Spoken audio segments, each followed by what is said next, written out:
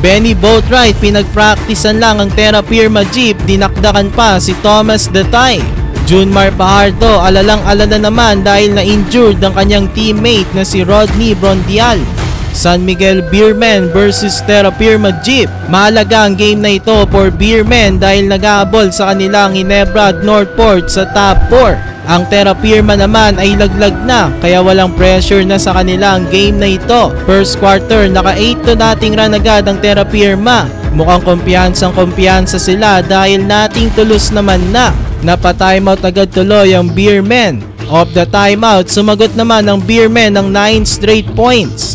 Ang Terra Firma naman tuloy ang napa-timeout dahil just like that, lamang na ang Beermen 9-8. Benny Boatwright may padang party na. May na-posterize pa agad, dinakdakan ng import ng Jeep na si Datay.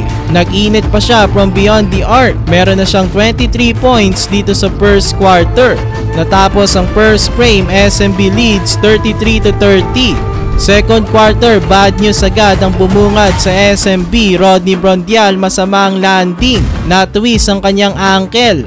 Alalang-alala tuloy si Abay sa nangyari dito kay Brondial.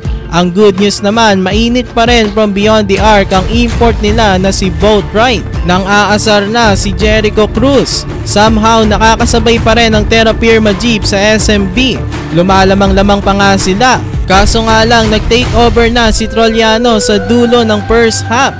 Bine-basic lang at tinatawanan lang ni Trollano ang depensa ng Terra Firma. At the half, SMB lead 66-60. Benny Boatwright may 34 points na agad dito sa first half. Third quarter, dumakdak na naman si Benny Boatwright. After nyan, may 27-12 run ng Beermen kaya umabante sila ng 21 points dito sa third. Naibababa naman ng Terra Firma ang kalamangan ng Beermen kaya lang hindi nila mapigilan talaga ang import ng Beermen na si Boatwright. Meron na nga agad itong 44 points sa third quarter pa lang.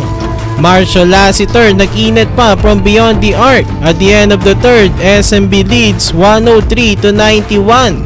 Fourth quarter, Terence Romeo 5 straight points. Sinusubukan pa rin ng Jeep makabalik sa Beermen kaso nga lang sinigurado na ng SMB ang panalo na ito. Tinambakan na ulit nila ang Terra Firma dito sa fourth. Benny Boatwright naka 51 points na. After niya nilabas na siya ni Coach Gallet at nanalo ang SMB sa score na 132-110. Isang panalo na lang ang SMB, tuluyan na silang magkakaroon ng twice to beat advantage sa playoffs.